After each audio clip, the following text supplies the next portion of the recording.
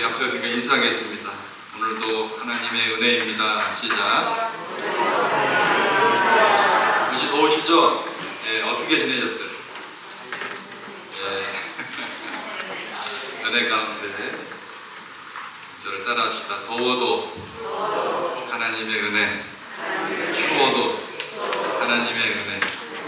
고백하시죠? 네, 이럴 때일수록 짜증내지 말고 더욱 감사하게 이 더운 여름을 지났으면 좋겠습니다. 우리도 함께 기도할 때요, 오늘도 하나님의 은혜가 우리 예배 위에 임재하여 주시옵소서. 간절히 기도하셔야 돼요. 여러분, 간절함이 있어야 돼요. 간절함. 주님을 향한 간절함이 있어야 돼요. 함께 기도할 때에 은혜 주지 않으면, 내가 은혜 못 받으면 돌아가지 않겠습니다. 이런 마음으로 하나님, 간절한 마음으로, 사모하는 마음으로, 하나님을 뜨겁게 사랑하는 마음으로 오늘도 온전한 예배자로 주 앞에 서게 하여 주옵소서. 다 같이 기도로 나아갑니다. 하나님 아버지 감사합니다. 오늘도 주 앞에 온전한 예배자로 서기를 원합니다. 연약한 우리를 붙잡으시고 부족한 저희를 붙잡아 주셔서 오늘도 하나님의 거룩한 백성으로 주님 앞에 드려지는 산 제물 되게 하여 주옵소서. 사랑하시는 모든 성도들, 믿음 안에 하나님을 바라보며 이 무더운 더위도 날려보내는 하나님의 존귀한 백성들 되게 하여 주옵소서. 우리의 마음이 하나님께로 향하여 싸우니, 우리가 주님을 향하여 싸우니, 하나님의 은혜가 우리를 향하여 그의 빛을 들어 우리에게 비추어 주시옵소서. 한 사람도 예배에 소외된 자, 은혜에 소외된 자 없게 도와주셔서 오늘도 믿음으로 드려지는 모든 예배 위에 하나님의 은총과 사랑이 넘쳐나게 도와주시옵소서. 예수님의 이름으로 기도하옵나이다. 아멘. 우리 다 같이 우리 찬양하겠습니다. 슬픈 마음 있는 사람.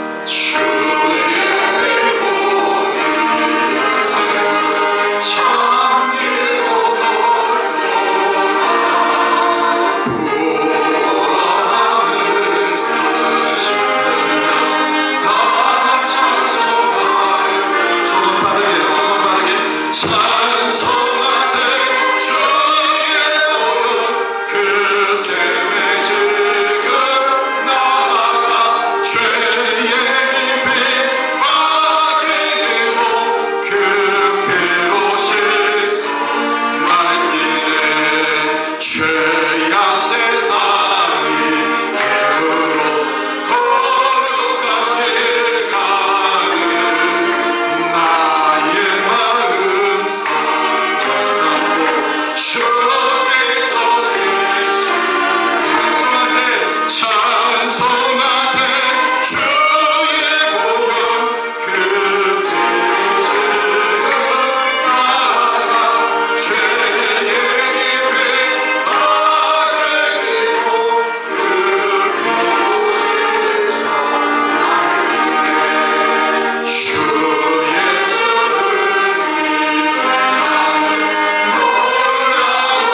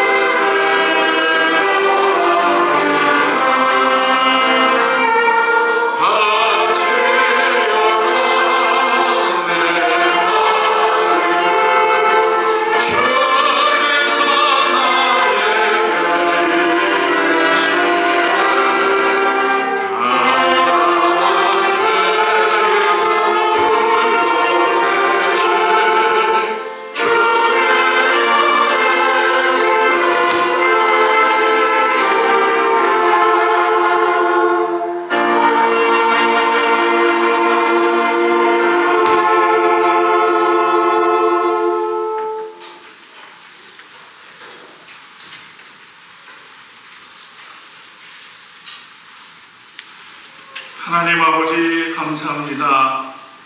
지난 한 주간도 우리들을 눈동자와 같이 보호하셨다가 주의 날을 맞이하여 예배당에 나와 하나님을 예배하게 하시니 감사합니다.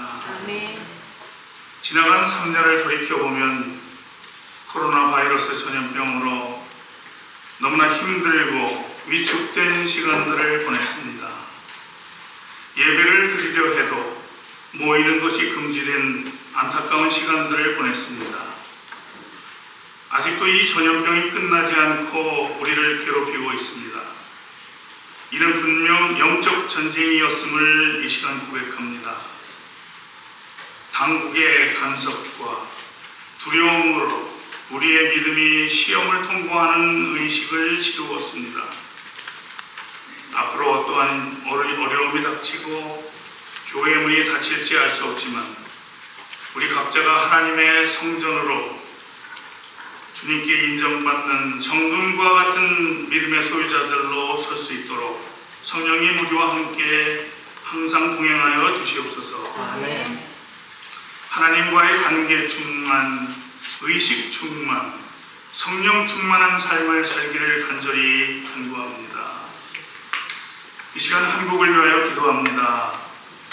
반만년의 오랜 역사 속에서 늘 변방국가로 머물렀던 나라가 하나님의 은총으로 마지막 시대에 4차 산업시대에 세계의 중심 국가 중 하나로 떠오르고 국군이 뻗어나가고 있습니다.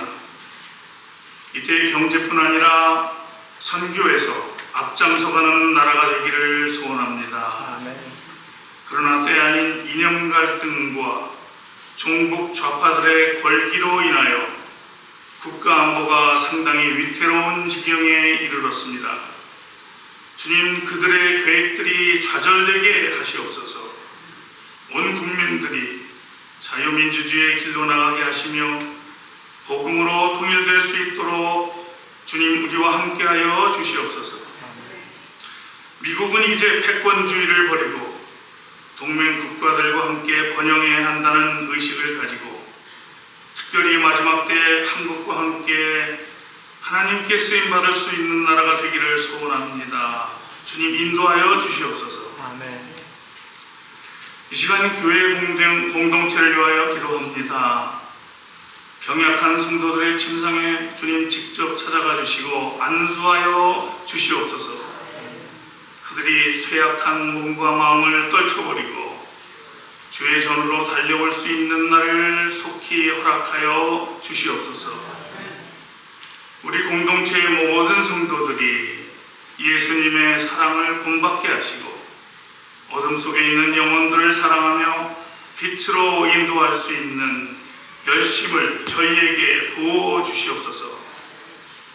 이 공동체가 세상의 어떤 단체나 혈연 공동체보다도 귀한 것임을 우리가 깨닫고 서로 사랑하고 존중하는 귀한 공동체가 될 수 있도록 주님 저희들을 인도하여 주시옵소서. 한 주간이 시작되는 첫날 주의 전으로 나옵니다. 우리의 몸과 마음과 뜻과 정성을 다하여 주님을 예배합니다. 하늘문을 여시고 우리의 예배를 기뻐 받아 주시옵소서. 광활한 우주의 고요함보다도 이 땅에서 올라가는 찬양 중에 특별히 성서장로교회의 찬양대와 기악부의 음악들이 주님께 큰 기쁨이 될 줄 믿습니다. 단위에 세우신 주의 종을 통하여 하나님의 메시지가 충만하게 하시옵소서. 모든 영광을 하나님께 올려드립니다. 이 모든 말씀 우리를 죄악에서 구원하신 예수님 이름으로 기도하였습니다. 아멘.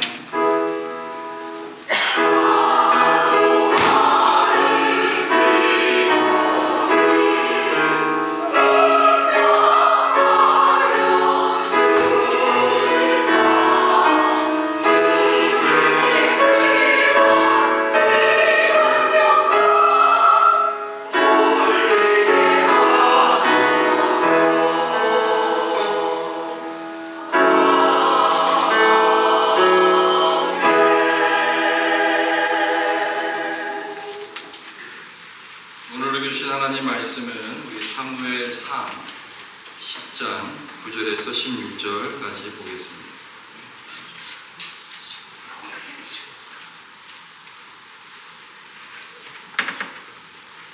한 절씩 교독하겠습니다.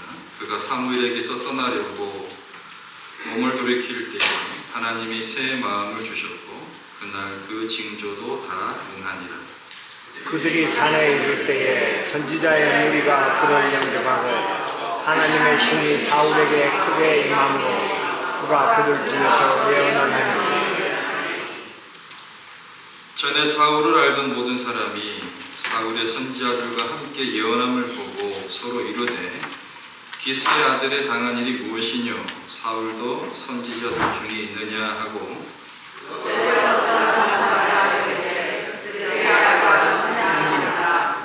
그러므로 속담이 되어 가로되 사울도 선지자들 중에 있느냐 하더라. 사울이 예언하기를 마치고 산당으로 가니라. 사울의 숙부가 사울과 그 사환에게 이르되 너희가 어디로 갔더냐? 사울이 가로되 암나기를 쳤다가 얻지 못함으로 사무엘에게 갔느니라. 사울의 숙부가 가로되 청하노니 사무엘이 너희에게 이런 말을 내게 고하라. 사울이 그 숙부에게 말하되 그가 암나기를 찾았다고 우리에게 분명히 말하더이다 하고 사무엘의 말하는 하나의 일은 하지 아니하니라. 아멘. 찬양드리며 찬양하겠습니다.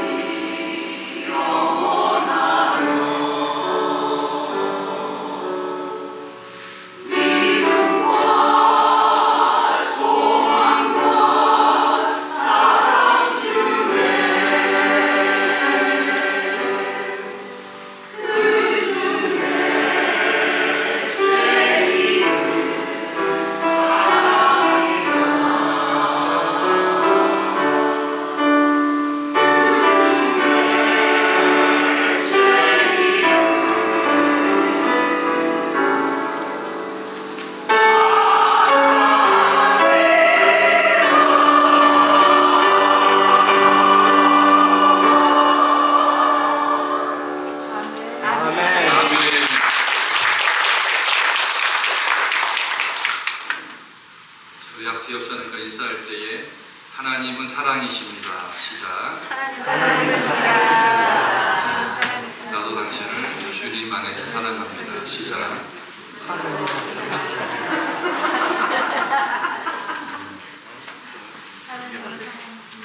한국어로 좀 길어요. I love you. 시작. 물어야죠. You love me? 나만 사랑하면 안 되잖아요. 그렇죠? 당신도 나를 사랑하십니까? 사랑하시죠? 예. 무지 날씨가 덥습니다. 그러니까 설교할 때 좀 끌라 그랬더니 그냥 켜두세요. 예. 예. 이상한 데서 하면은 자, 오늘 세움받은 자의 자세 두 번째 시간입니다. 저번 주에 첫 번째 시간을 가졌죠. 혹시 기억나시는 분? 제가 혹시 기억나시는 분 있어요? 세움받은 자의 자세. 저번 주 세 가지 했잖아요. 모르는 게 당연할 거라고 생각을 하고 묻는 거예요. 그래서 혹시 얘기하시면 너무 좋은 거고 한 가지라도 정체성을 가져. 자, 사울을 통해서, 그죠? 사울의 기름 부으심을 받는 과정을 통해서, 자, 세움받는 자라고 하는 것은 사울뿐만 얘기하는 것이 아니죠. 예, 여러분도 다 세움을 받은 자예요. 장로로, 권사로, 집사로, 평신도로 다 세움받은 자들이에요. 그러니까 사울은 사울 나는 나 이게 아니라 사울을 내 모습에 대비를 시켜야 되는 거죠. 자, 세움받은 자의 저번 주에 했던 세 가지 특징이 뭐냐면 자세가 정체성이라고 그랬어요. 기억나세요? 처음 듣는 것 같죠? 하나님 백성으로의 정체성, 아이덴티티를 말씀드렸잖아요. 내가 누구인가? 나는 하나님의 백성, 기름 부음 받은 하나님의 사람이다. 이것이 세움받은 자의 자세 중에 첫 번째였고요. 두 번째는 세움받은 자는 반드시 change, 뭐 된다? 변화돼야 된다. 하나님의 은혜로 말미암아 변화가 돼, 변화. 기독교의 최대 단어 중에 하나가 저는 change라고 봐요. change. 예수 믿기 전에 내 모습, 예수 믿고 난 뒤에 내 모습이 예수님으로 더불어 내 인생이 변화되었다. 할렐루야. 예수 믿기 전이나 지금이나 똑같다라면 세움받은 자가 아니에요. 반드시 우리는 뭐예요? 변화된 삶을 살아갈 수밖에 없는 거예요. 왜요? 우리의 목적과 목표가 이 세상이 아니기 때문에 이 세상에 살고 있을 동안에는 뭐 하는 거예요? 최선을 다하여 미션, 사명을 감당하는 거예요. 세 번째가 기억나세요? 하나님의 때를 기다려야 한다 말씀드렸어요. 기억나시죠? 이제 내 때가 아닌 하나님의 때. 나는 갈급하고 힘이 들지만 나는 하나님께 지금의 때라고 얘기하지만 아니에요. 하나님의 때가 있다고 그랬어요. 그죠? 내 때가 아니에요. 그러니까 조급해하지 말라고 했어요. 세움받은 자는 묵묵하게 인내하면서 하나님의 때를 기다린다고 말씀을 드렸습니다. 자, 오늘 두 번째, 세움받은 자의 자세 두 번째는요. 오늘 본문을 보니까 자, 어떤 내용이냐 하면요. 사울에 대한 여호와의 신이 임재하는 장면이 나와요. 그리고 사울과 이 사울의 숙부의 대화가 나옵니다. 자, 9절을 보시면요. 사울이 사무엘을 떠나기 위해서 몸을 돌이키는 순간에 어때요? 하나님이 무슨 마음을 주셨어요? 새 마음, 따라 새 마음. 새 마음을 주셨고 그날 모든 징조가 이루어졌음에 대해서 먼저 개괄적으로 언급하는 장면이 나옵니다. 그 다음에 10에서 13절을 보시면 자, 사울에게 여호와의 신이 임재한 사실에 대한 구체적인 진술이 나오고요. 그리고 마지막 14, 15, 16절을 보시면 자, 누구와 누구와의 대화예요? 사울과 그 숙부와의 대화가 나옵니다. 사울이 사무엘을 떠나는 순간 하나님이 그에게 새로운 마음을 주셨어요. 굉장히 중요한 거죠. 이제 이스라엘의 신정 정치에서 이제 왕정 체제로 바뀌어지는 첫 번째 관문이에요. 사울이 이스라엘의 첫째 왕, 제1대 왕이 되잖아요. 그래서 사무엘상 18장에서 10장까지는 그 연속 부분 중에 하나입니다. 그래서 우리가 저번 시간에 살펴봤듯이 10장 1절부터 8절까지는 사무엘이 사울에게 기름을 부었어요.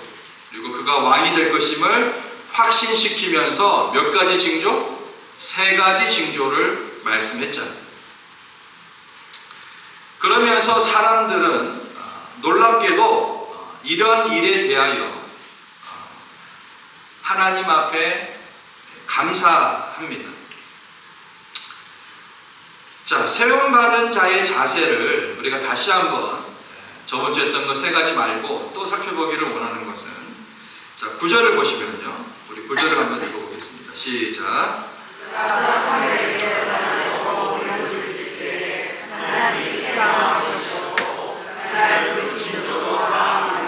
자, 세움받은 자는요, 그 자기의 마음 가지고 하나님의 일을 못합니다. 따라합시다. 세움받은 자는 새 마음의 창조자가 창조주 하나님이심을 알아야 합니다. 새 마음의 창조자가 누구세요? 하나님이세요. 하나님께서 사울에게 어떤 마음을 주셨다고요? 새 마음을 주셨어요. 무슨 뜻입니까? 이미 앞에서 사울은 사무엘에게서 뭘 받았어요? 기름 부음을 받았습니다. 이스라엘의 지도자, 즉 왕으로 세움을 받았어요. 또한 사무엘은 3가지 징조 예언을 통해서 그렇죠? 확실하게 이스라엘 왕으로 세움을 받게 되었음을 우리가 봅니다.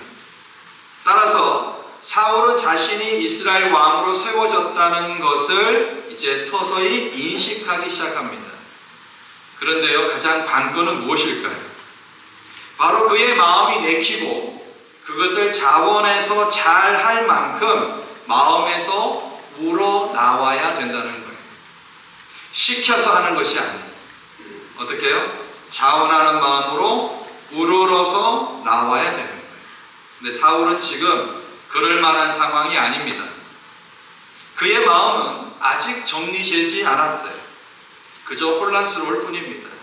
어떤 마음일까요? 과연 내가 왕이 될 수 있을까? 염려가 되겠죠. 그의 마음은 사무엘로부터 기름 부음을 받기 전과 크게 달라진 것이 없어요. 표면적으로 보면 기름 부음도 받았고 3가지 징조를 통하여 내가 이제 하나님의 백성을 다스리는 왕으로 세움을 받아진 것에 대해서 생각을 하지만 그 전과 그 이후가 전혀 달라진 것이 없어요. 따라서 그는 하나님의 일을 하기에는 지금 어때요? 준비되지 못한 마음이에요. 하나님께서 그 마음을 아시고 어떻게 해요? 그의 마음을 새롭게 바꾸어 주세요. 그게 무슨 마음이에요? 새 마음이라고 하는 거예요. 이스라엘 왕이 되기에 합당하도록 변화시켜 주시는 거예요. 하나님이 저와 여러분을 불렀습니다. 우리의 인간의 마음 그대로를 가지고는 하나님의 일을 감당할 수 없어요. 그래서 하나님께서 예수님을 통하여 은혜 주시고 성령을 통하여 우리들에게도 어떤 마음? 새 마음을 주셨잖아요. 그래서 우리가 하나님의 일을 감당할 수 있어요. 사울이 왕으로 세움을 받았지만 갑자기 무슨 능력이 나타나거나 갑자기 무슨 하지 않던 일을 갑자기 해내는 그런 상황이 아니잖아요. 사람들이요, 새 마음으로 변화된 사울을 보고 어떤 얘기를 하냐면, 따라합시다. 사울도 선지자들 중에 있느냐? 이건 놀라움의 감탄입니다. 놀라움의 감탄이에요. 이 말이 향후에 이스라엘 사회에서 어떤 놀라움을 나타내는 속담이 될 정도로 엄청나게 막 놀랄 일이 있어요. 어떻게 하는가? 사울도 선지자들 중에 있느냐?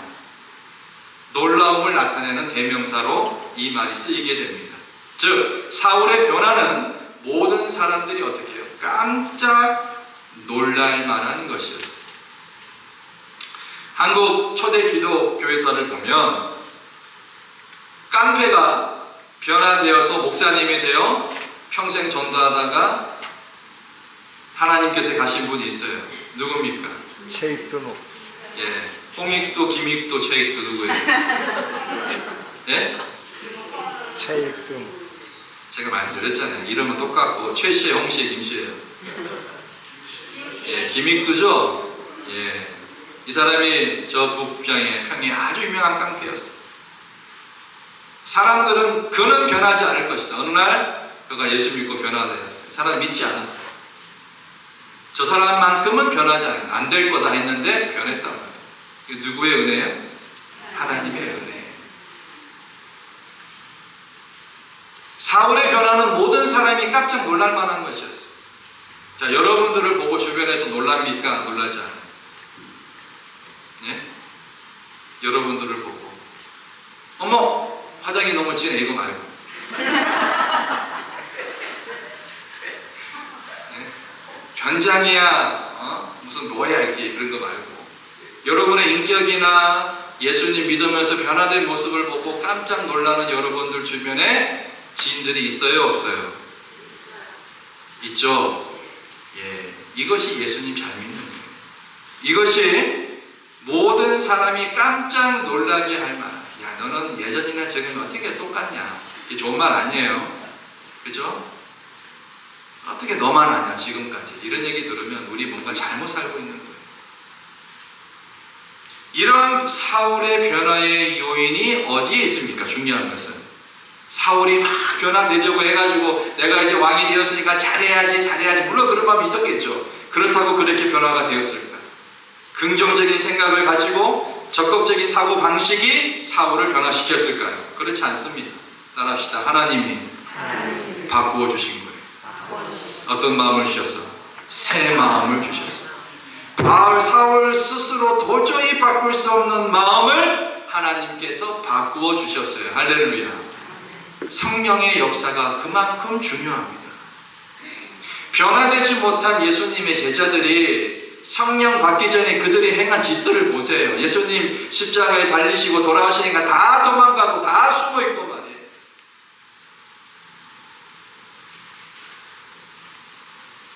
예수님 부활했음에도 불구하고 여전히 뭐예요? 빈 무덤을 보고서도 부활한 사실을 인지하지 못하고 베드로와 요한은 뭐예요? 그냥 빈 무덤 보고 다시 돌아가는 거예요. 예수님께서 나타나실 때까지 그들은 여전히 불안해하며 떨며 그 전에 예수님께서 하신 말씀을 전혀 기억하지 못하고 그들도 잡혀 죽을까봐 전전긍긍하던 모습을 볼 수가 있어요. 그런데 어때요? 그랬던 그들이 어때요? 오순절 성령 사건 이후로 그들은 완전히 새 사람으로, 완전히 다른 사람으로 체인이 되어버렸어요. 그렇죠?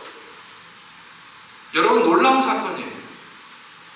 예수님의 제자들이 스스로 이제 내가 예수님의 제자가 되었으니 이제 복음 전하고 해야 되겠다, 그렇게 된 게 아니에요.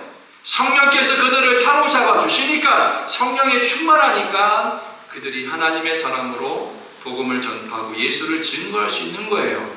어떤 위험조차, 죽음의 위험조차 두렵게 생각하지 않았던 것입니다. 모트라는 사람이 있었어요. 이 사람이 37살 된 목수였습니다. 정확히 말하면 목수라기보다는 캐비넷 만드는 제조공이었어요. 이 사람은 젊은 시절에 공장에서 일하면서 항상 열등의식과 반항심과 원망에 사로잡혀 있었습니다. 내가 겨우 이런 공장에서 망치를 두들기며 사는 인생으로 끝나야 되는 것입니다. 우리 부모는 왜 나에게 이런 삶밖에 주지 못하는 것일까? 열등의식과 반항과 원망과 삶은 그에게 전혀 무의미한 것이었어요. 소망이 없었습니다. 그런 어느 추운 겨울날에 그는 런던의 거리를 배회하다가 길가에 있던 자그마한 교회에 들르고 싶은 마음이 생겼어요. 그래서 들어갔습니다. 근데 그 교회 강대상에는 존 하이아트 목사님이라고 하는 분이 요한복음 3장을 가지고 말씀을 전하고 있었어요. 거듭남의 도리에 관해서. 그 말씀을 들었을 때에 그는 생각했습니다. 그리고 깨달아졌어요. 그렇다. 나는 거듭나야 한다. 그러니까 본 어게인 해야 된다. 이게 늘 강력하게 마음에 부딪히기 시작했어요. 그때 성령께서 그의 마음을 열어주셨어요. 그런 예수님을 영접했습니다. 이렇게 거듭난 이 에드워드 모트라고 하는 사람은 그의 일기에 이렇게 기록하고 있어요. 내 망치는 이제 노래하기 시작했다. 내 망치는 이제 춤을 춘다. 그리고 내 눈동자는 생기가 돌고 내 마음속에는 생수가 솟는다. 왜? 예수께서 내 마음에 오셨기 때문이다. 나는 거듭났다. 그 다음부터 그는요 똑같은 일을 하지만 행복한 목공이 되었습니다. 그의 생은 점점 풍요로워졌어요. 자기가 고용되어 일하던 목공소에서 그는 그 목공소의 사장이 되었습니다. 성공적인 사업가가 된 것이에요. 그렇게 열심히 믿음 가운데 일하면서 55세가 되던 해에 자기의 전 재산을 들여서 교회를 짓고 목회 공부를 해서 목사 안수를 받고 복음을 전하기 시작했습니다. 항상 그는 주님에 대한 감사와 주님에 대한 기쁨을 표현하기 시작했어요. 그 가운데 우리가 지금 부르고 있는 찬송가 중에 통일찬송가 539장 이 몸의 소망 무언가 우리 주 예수 분일세 우리 주 예수 밖에는 믿으리 아주 없도다 굳건한 반석이시니 그 위에 내가 서리라 그 위에 내가 서리라. 할렐루야. 이 가사를 지었어요. 이 몸의 소망 무언가 우리 주 예수뿐일세 우리 주 예수밖에는 믿으리 아주 없도다. 인간은 스스로 아무리 원하고 노력한다고 해도 결코 자신을 변화시킬 수 없습니다. 이날 에드워드 목사님이 그날 그 교회에 들어가지 않았더라면 그 말씀 가운데 성령이 자기에게 역사하지 않았더라면 그는 변화되지 못했을 것입니다. 근데 그는 그 말씀 가운데 성령이 자기를 만나 주셨고 변화시켜 주셨고 예수님을 통하여 새로운 인생을 살게 된 것이에요. 흔히 사람들은 생각합니다. 교육이나 수련을 통해서 개조가 가능하다.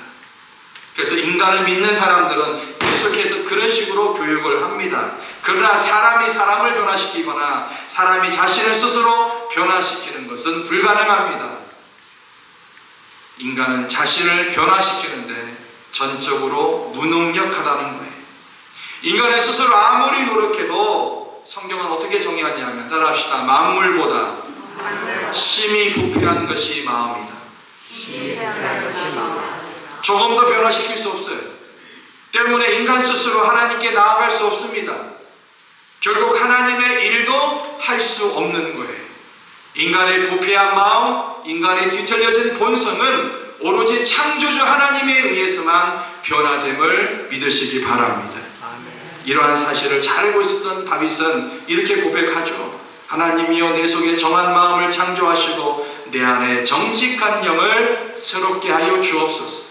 내가 나를 컨트롤 못하니 하나님께서 내 속에 정한 마음을 창조해 주시고 내 안에 정직한 영을 새롭게 해달라고.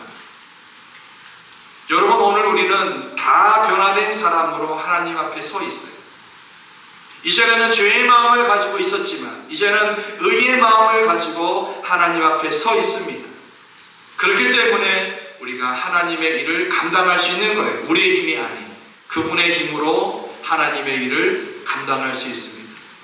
나는 못해요. 나는 할 수 없어요. 이런 겸손한 마음을 가지고 그러나 하나님이 함께 하시면 내게 능력 주시는 자 안에서 내가 모든 것을 할 수 있음을 고백할 수 있게 되기를 주의 이름으로 부탁합니다. 이 모든 일이 창조주 하나님의 변화시키는 사역으로 가능한 거예요. 세움받은 자는 어떤 마음? 창조주 하나님의 마음을 가지고 새 마음을 가지고 주께 나아가는 자입니다. 우리를 구원하시되 우리의 행함과 의로운 행위로 말미암지 아니하고 오직 그의 긍휼하심을 쫓아 중생의 씻음과 성령의 새롭게 하심으로 하셨나니 분명히 성경은 얘기합니다. 에스겔 선지자를 통하여 내가 그들에게 일치한 마음을 주고 그 속에 새 신을 주며 그 몸에서 굳은 마음을 제하고 부드러운 마음을 주셨다라고 말씀합니다. 이와 같이요, 새 마음의 창조자가 누구입니까? 하나님이세요.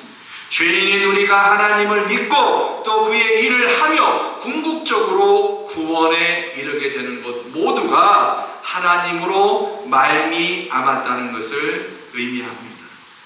사랑하는 성도 여러분, 나를 변화시켜 하나님의 합당한 사람으로 사용하시는 그 하나님 앞에 영광과 찬송을 돌릴 수 있을 줄로 믿습니다. 성령께서 우리의 중심을 드러내어 주실 거예요. 너희는 이 세대를 본받지 말고 오직 마음을 새롭게 함으로 변화를 받아 하나님의 선하시고 기뻐하시고 온전하신 뜻이 무엇인지 뭐하도록 하라? 분별하도록 하라. 따라서 분별하도록 하라. 우리는 하나님의 의를 따라 진리와 거룩함으로 지으심을 받은 새 사람들이에요. 할렐루야.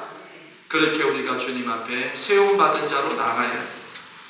두 번째 보시면 따라서 세움받은 자는 하나님의 은혜를 받을수록 하나님과의 교제에 힘써야 합니다. 자, 세움받은 자는 어떻게 해요? 하나님과의 교제에 힘써야 하는 13절을 보겠습니다. 시작. 다 같이 크게요. 사울이 예언하기를 마치고 산당으로 가니라. 사울이 하나님의 신에 사로잡혀 예언을 한 후에 산당으로 갔다. 산당. 여기서 산당은요, 훗날 우상 숭배의 거점으로 사용되던 것을 말하는 것이 아니에요. 지금은